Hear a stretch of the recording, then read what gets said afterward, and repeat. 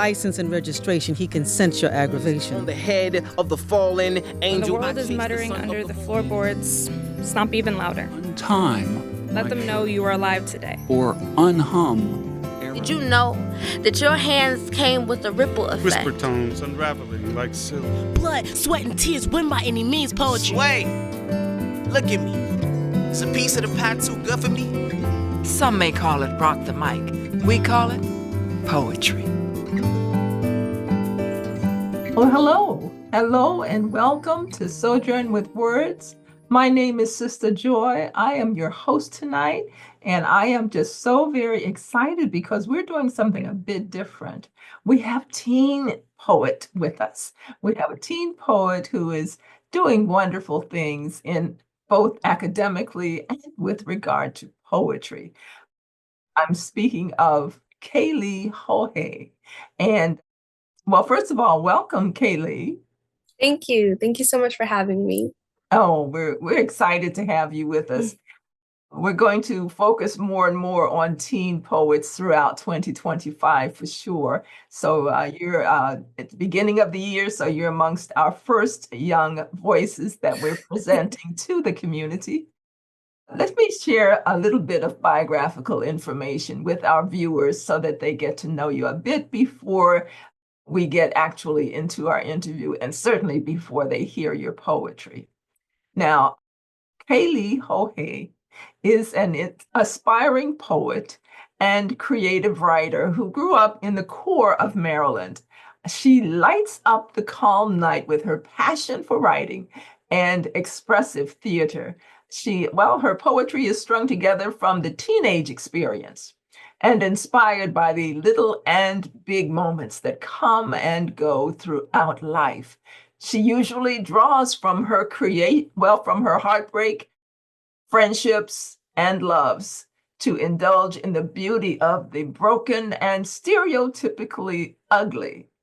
That's a teen concept for you. Now, poetry has been her way of understanding herself and process ever-changing tides of emotion and moments.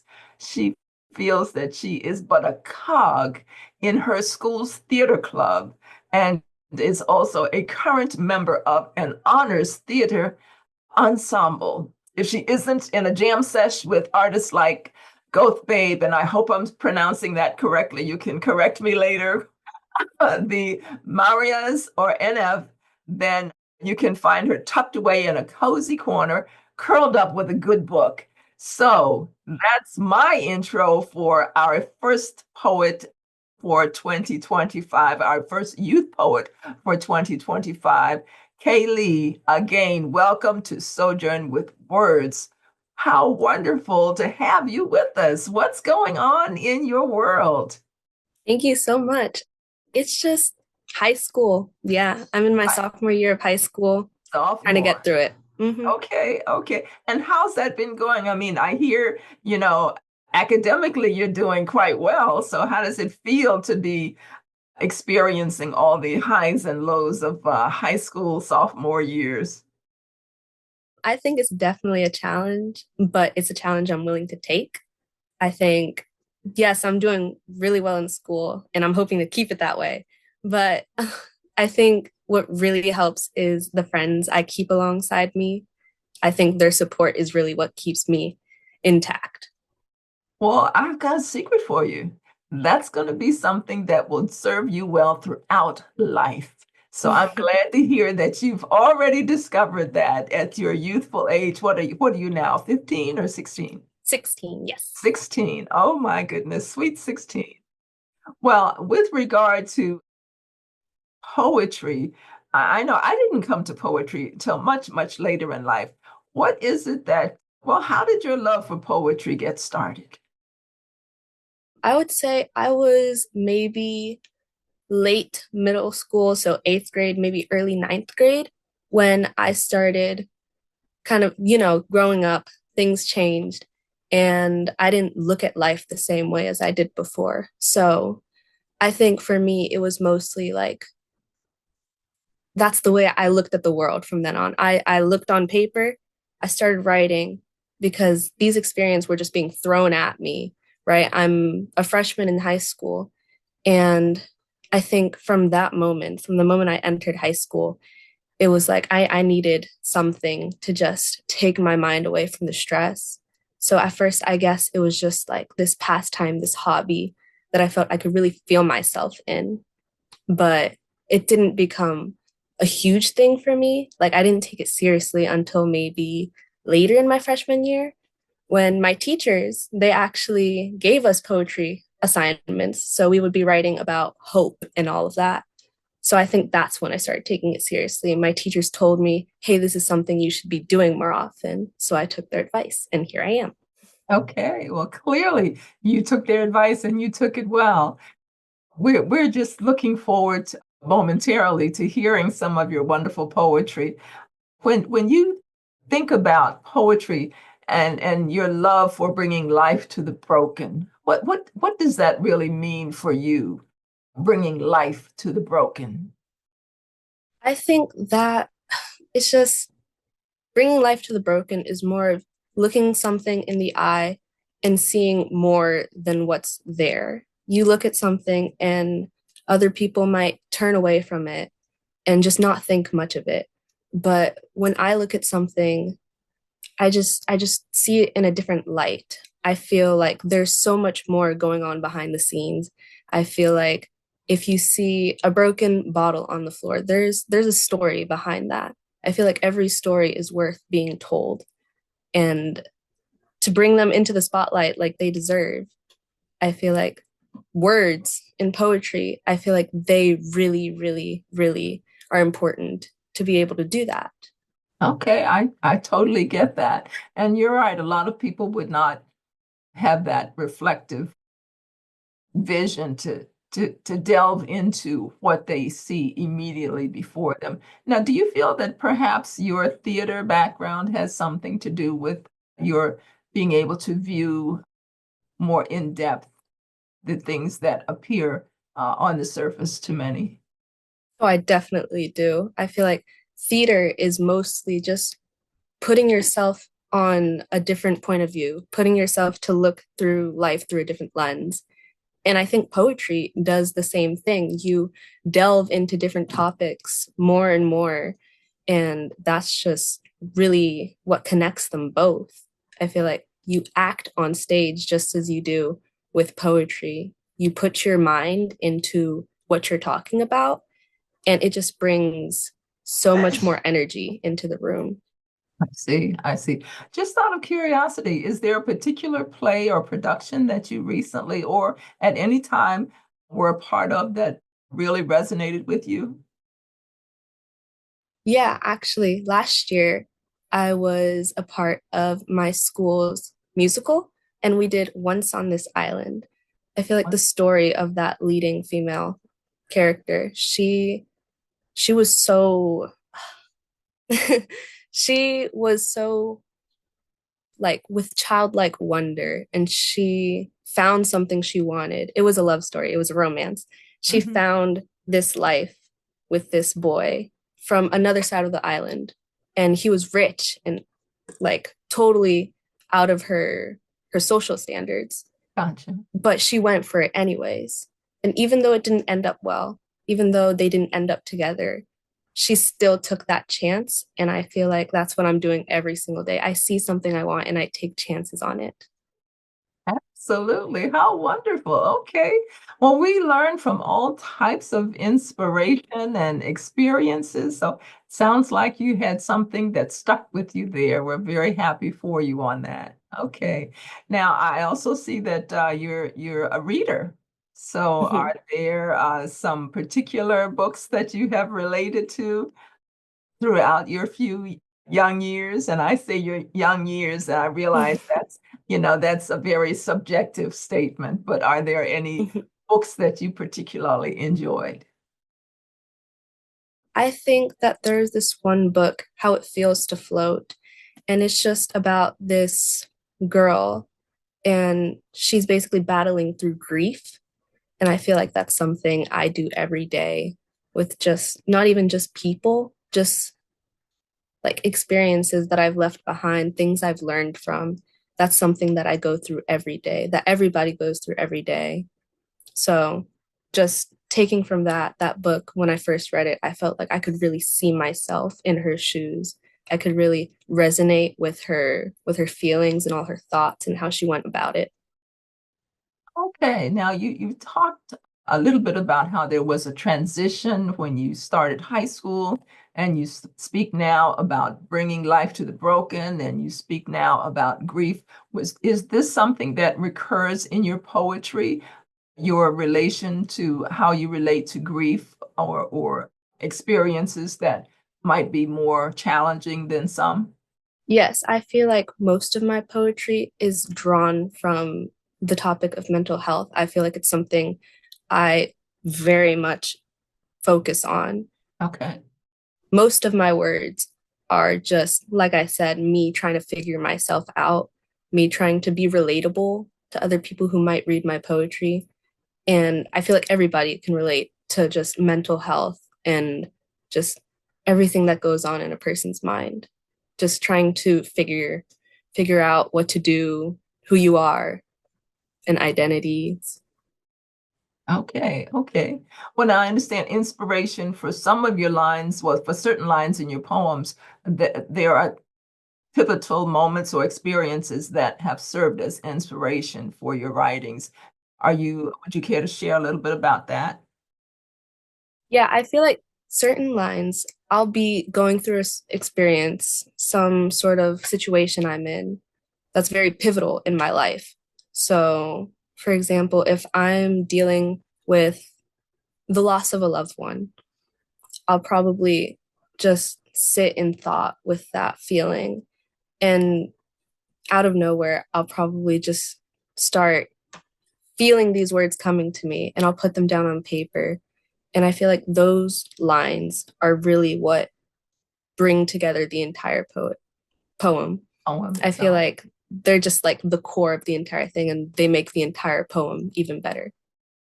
Okay, okay. Now, what about that part of as you're crafting your poem, and we realize that the first lines or the first draft is rarely the final poem. So when you think about what gets cut from your poems and isn't ultimately shared, what are your thoughts about that? Do you just toss them, or do you pull them aside for future writings, or what do you think about the amount of poems that get cut from being shared and the amount of lines that get cut from from being shared? Mm-hmm. For me personally, I feel like every single rough draft I've had, I feel like I've saved. I don't like throwing out my words. I feel like at some point they were what was really real to me. Yes. I feel like they were actually like raw, pure emotion. But obviously, not everything will work as a poem. So I'll continue to build on that, create new lines, and build an entirely different story. Very good. I think I'm glad to hear you say that, because pearls, well, words are pearls to me. And we do, there are times when we have to do what they say, you have to cut the darlings, and that breaks our heart when we realize that that's not going to be a part of the poem after all. But that doesn't mean that we have to get rid of those words or those lines. So yes, I'm very glad to hear that. Well, we want to now hear some of your poetry, because I think our viewers have gotten a chance to kind of know who you are. And now we want to hear your poetic voice. So, ladies and gentlemen, please welcome our youth poet, which is actually a youth poet ambassador in Prince George's County, Maryland. Her name is Kaylee Joge, and we really are honored to have her with us today. She's from right here in Prince George's County, Maryland. Welcome, Kaylee. Please share whichever poems you'd care to share. Thank you. I'm going to go off of what I first said about bringing life to the broken. This poem is about, which may be a little bit controversial, it's about roadkill. So this one is called Animal Carcasses. Death, such a hissy word. You were alive, and then you were gone. Tide comes in, washes you away. Fabric of existence starts to decay. rids you of life, your time is up. Lie dead on the floor, play dead, love. You were diamonds among men, more.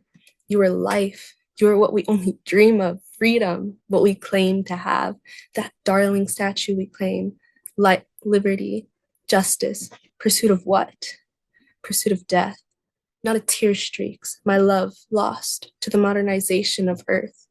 It's easier to kill. It's convenient to us. We're connected to the decrease, to the demise of the wild. She, maybe he, lay on the street. Cars stroll past so casually. Duty calls, work for money in this greed-ridden world. No time to stop, bury his animal carcass, glance and back to the road. Disrespect his body is so, because if he were human, there would be panic, a call to the cops, a burial even so. Love and tears and wish you were here as you didn't deserve this. Love you, want you here. Nobody thinks twice, whispering words of advice to the animal carcass on the floor, on the road. How will he get to his next life? His family will miss him surely. Why wouldn't they? He was only an animal carcass. Thank you. Oh, wow. Please continue. Okay. So my next one is mostly about my mental health. So like my anxiety and everything that I feel like really talks about who I am and just, yeah. So this one is called Mr. So Polite. My mask slips and the facade fades. Depression. He rings my doorbell. Mr. So Polite, peeking in, asking away. You know I've always been here, right? Open the door and let us meet once again. My smiles are so unreal. My disassociation, it strengthens me. Insecurities ignite. How can I only write when things are wrong? Where are my happy words, the words of a happy poet, content poet, and over the moon, everything is great poet? It's so dark in here, it's so dull. Everything's black and blue, and I have no alibi to soothe. My thoughts ring, the doorbell echoes. Let me in, he says. I'll try not to tell, but my heart won't swell, not at the sight of you. My race is not yet won. To keep going is the only mission I intend for you to lose. A goal I can accomplish is to live in spite of you. This next poem is more about this doctor appointment I had and just about the toll it took on my mental health and how I started understanding myself from that. I'll see my doctor in 8 days or so, and I'm crafting a response to respond with her keyboard out. Clickety-clack goes her rap-tap tapping away, keys in word form, ready to ask the million-dollar question. What do you think is causing your depression? I'll sit and think a while, tracing back my tears and numb moments, crafting no components to what could form an answer, a coherent thought in my head. So I spitball and spit all the tiny pieces in my head. I think it's because I never feel anything, and when I'm smiling, it's more like I'm dying, trying to just bury it away, to turn it away. And only today does it seem like a dream, because tomorrow I'll question all that I've been and feel unreal with no spirit or soul, no wonders to behold in my heart or mind. They're not easy to find because they seem to be under all the nothing that I think I am. Maybe it's because I try to be everything for everyone and leave nothing for myself. Because I give and give and give, and that giving seems to take and take and take from my mental state. And I hate to be the bearer of bad news, but it's almost like I can't create anything good for myself. So I drown and drown and drown in sorrows and numbness for hundreds of days till I see something that might pierce the veil that keeps me closed to the world. So my tears will flow and allow me to wail, cry and scream till there's even more nothing left in me. Or maybe it's because I don't know who to be, the girl who supports or the girl who dreams. I wish I could create a personality for me, one that strings together the thoughts in my mind, the emotions I hide.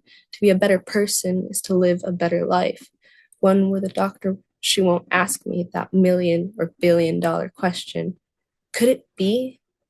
Because it's just the hormones of growing up. They say you grow and grow, that changes they tend to show round your age. Don't pay it no mind, it ain't the end of time. This too shall pass. But I don't think I'll last to the moment where it finally ends. Maybe it's all of the above, the broken bits and tiny flicks of flame. Set myself on fire, find out what's left behind, and hang on to that for the rest of time. So the $100 question, what's causing your depression? Maybe it's that I have too much and too little in me, that everything just rhymes. This next poem is actually about how I started writing and how I've looked back on it and compared it to where I am now. And it's almost like a message to the little me who used to write without knowing I would make it this far. This used to be just for me. I used to write for fun, just the ink of my pen tracing carefully the words in my head. A line, a laugh, a heartbreak, or three. A twist I'd thought in the quiet dark, just for fun, like dancing on paper, like your dance for spring. The ink got heavier, I believe so, yes. The weight of every word presses something like my chest. The rhythm stretches, pulling seams of my soul, once a game, now a guide to show me where to go. Where I've been, what I've thought, how I spend my nights alone. I used to write for fun, scribbles just because. Jot it down on paper, because you'll forget it later. All the feelings you felt, now the page stares back, asking me to find meaning, to make the words count. But little me never thought to think of how much she'd eventually write out. I used to write for fun. Now words spill from my hands like rivers I never meant to dam, crossing and hopping, etching and sketching, my legacy onto bark. I tell my little self, I write for breath, to be one with my pulse, because the words are mine and mine they stay. I could never have been just for fun. It was always more than just a few words a day. So my next poem is going to be about mostly just